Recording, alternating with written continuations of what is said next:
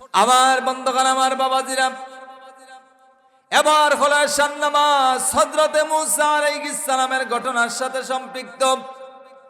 হযরতে মূসা আলাইহিস সালামকে আল্লাহ পাক অনেকগুলা মুজিজা দিয়েছিলেন। তার মধ্যে অন্যতম একটা মুজিজা হলো লাঠি। সুবহানাল্লাহ বলবেন না? আল্লাহ পাক কোরআনুল কারীমের ভিতরে বলেন, ওমা তিলকা বিয়ামিনিকা ইয়া মূসা।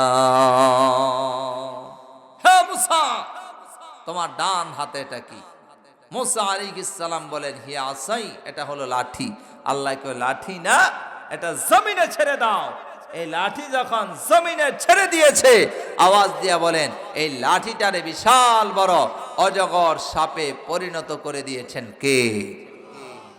এই মূসা আলাইহিস সালাম একটা সময় দাওয়াত বন্ধ করে দেওয়ার জন্য আমার বন্ধুগণ, আমার বাবাজিরা, ফেরাউন মূসা আলাইহিস সালামকে শেষ করে দিবে।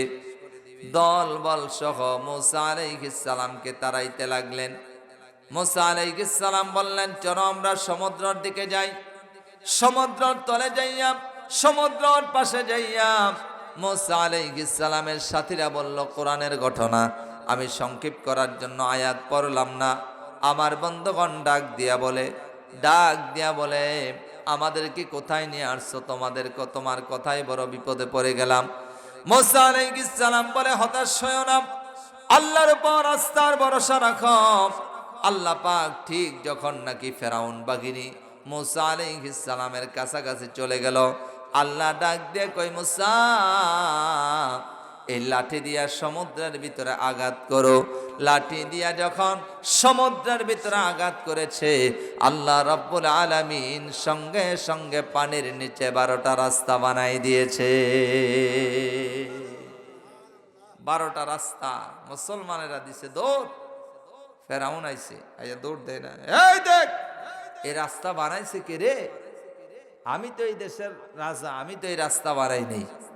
রাস্তাটা বানাইছে কে? থমকে দাঁড়িয়ে গেল। আবার কয়, না, দাঁড়ানোর সুযোগ নাই, আমি আসছি মূসাকে মারার জন্য, আমার কাজ হলো মোল্লা মারা। কে রাস্তা বানাইছে এইটা দেখার বিষয় আমার নয়।